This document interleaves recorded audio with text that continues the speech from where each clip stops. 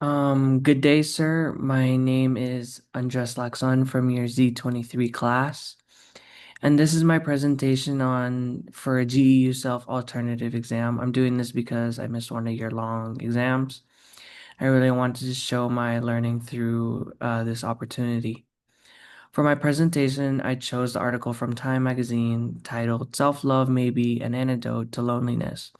At first, I thought I already understood what self-love meant, but the usual advice you see on social media is like treat yourself, or you have to love yourself first before you can love others. Or sorry, wrong. Have to love yourself first before others can love you. But reading this article helped me go way deeper into what self-love really means. It challenged my assumption and made me reflect on my own experiences with loneliness, not the obvious kind, but the silent emotional kind, the kind that you really don't talk about. And it also showed me that the answer isn't just having more friends or staying busy. Sometimes the solution to is learning to reconnect with yourself.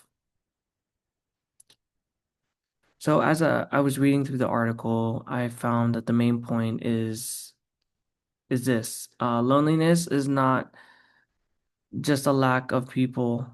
It's a lack of meaningful emotional connection, especially with yourself. The article says that the more we develop self-love, the kind rooted in self-acceptance, forgiveness, and kindness, the more we can actually fight off loneliness. Um, it makes sense. If I don't feel okay with who I am, or even if I'm surrounded by friends or family, I'll still feel disconnected. That's why the article argues that self-love is foundational. It helps us feel whole on the inside and that we can build healthier relationships with others.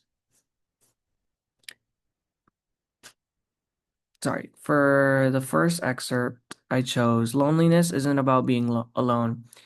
It's about not feeling connected. So basically, this quote completely changed my perspective. We tend to think being alone means being lonely, but that's not always true. You can be completely alone in your room, enjoying your own company, and feel perfectly fine. And yet you can also be in a group surrounded by noise, and still feel invisible. That's the kind of loneliness that's the hardest to admit. I felt this kind of emotional disconnection, especially during transitions, like moving to a new school or even when a friend group changes, or even just drifting apart from people you used to be close to. You go through the motions of saying hi and making small talk, but deep down it feels empty or hollow. What I've found powerful is how the article connects this back to self-love. Sometimes we look to others to fix this, thinking, I just need better friends, or I wish someone would understand me. But what if the first step is me trying to understand myself? If I don't know what I feel or need, how can I expect others to know that as well? I realize that connection starts within. I have to be honest with myself about how I feel. And I need to stop pretending everything's okay just to avoid awkwardness or rejection.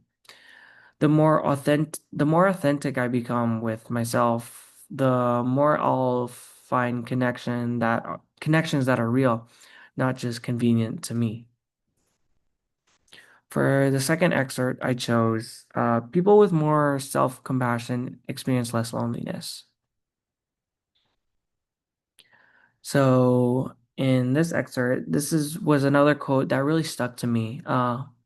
Self-compassion means being gentle with yourself, especially in moments of failure, disappointment, or embarrassment. I'll admit, I struggle with this. When I don't do well on something like a test or a project, my first reaction is to usually self-criticism. Um, I think things like you should have done better, or you always mess this up, or um what I could have done better, or why did I do this? And the scary part is I do it automatically. I don't even realize how harsh I am being to myself. The article argues that this kind of inner harshness pushes us into isolation. Why?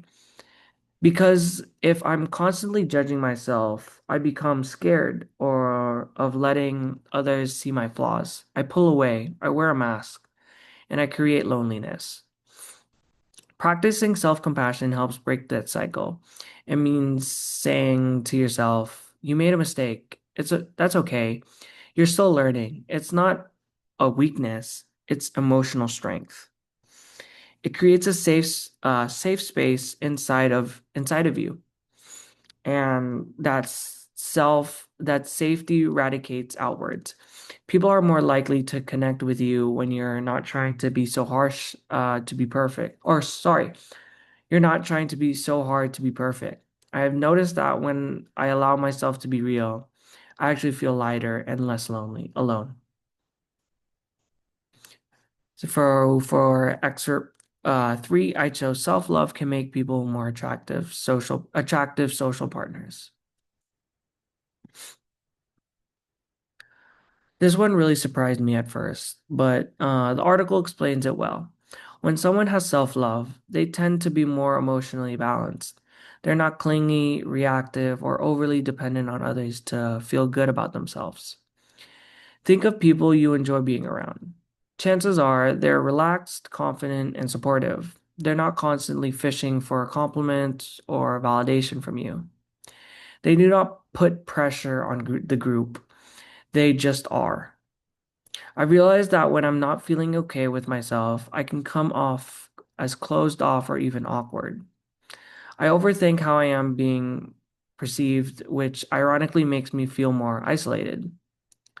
But when I take care of myself, when I journal, reflect, or give myself affirmations, I walk into social situations differently. I'm not trying to perform, I'm just being present. I'm being me. That's what makes people naturally gravitate towards those with self-love. You feel calm around them. That's the kind of presence you want to offer to others too. So for excerpt 4, I chose people who prioritize self-love are less likely to depend on others to fill emotional voids. This one hit deep. It made me realize how easy it is to fall into a trap of expecting other people to fix how we feel. For example, I've caught myself thinking things like, if only my friend messaged me first, or why doesn't anyone notice how stressed I am? And while it's normal to want support, I started depending on it too much, especially during low points. The article reminded me that we all have emotional voids sometimes, times when we feel sad, insecure, or uncertain. But if we don't learn to hold ourselves through those moments, we start to place unfair expectations on others. Self-love means learning how to comfort yourself. For me, this could mean going on a walk when I'm overwhelmed, writing my thoughts down, or simply saying, "Hey, I'm doing the best I can." This way, I don't show up to relationships empty, needing others to fill me or be that person I could cling on to. I show up whole. And when two people connect, that's when a relationship really flourishes. So for this final excerpt, I chose, it goes, the solution to loneliness starts from within.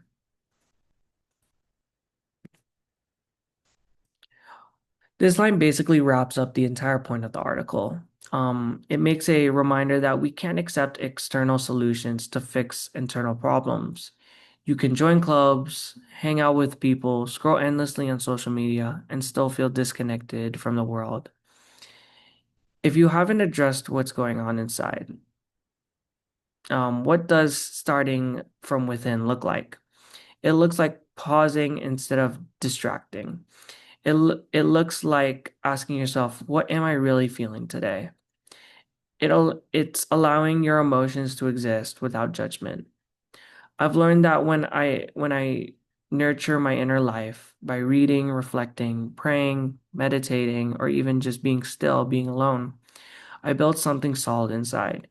And that inner peace makes me stronger in every other area of my life. So, after reading the article and choosing my expert, these are my personal realizations. This article did not just teach me new facts, it made me comfort things I've been avoiding. I realized how much of my sense of self has been tied to others, how others perceive me. I realized that I haven't always been kind to myself and that loneliness isn't always about other people. I've learned that self-love isn't optional. It's essential. It's not just for bad days. It's something we build every day. It's basically just like a habit. So these are the practical steps I will take. So basically key actions I'm committing myself to do not every day, but like um once every other day to just make sure that I'm continuing this my self-love. So for number one, I chose practice daily affirmations. So basically saying one affirmation every morning to refrain my mindset. The second one would be reflect through journaling. Journaling maybe twice a week, not just to vent, but it's a way to understand myself better and really know what I need in my life. The third one would be set emotional boundaries. So basically, practicing silence, no distraction, just quiet reflection. So being by myself can make me realize how much I really need myself to properly be around other people, basically. So for the fourth one, I chose engage in activities that bring me joy.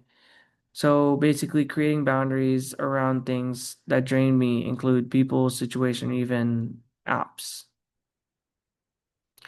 And instead of doing that, do activities I enjoy like playing baseball, playing video games, or listening to music, or just sitting alone and quiet, just to get away from my social life and just learning to love being around myself and being alone.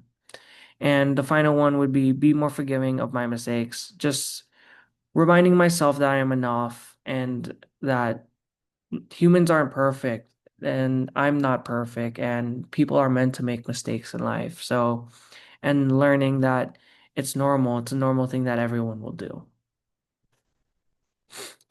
So, thank you for giving me the space to reflect and express myself. This wasn't just an academic task for me, it was more of a personal journey.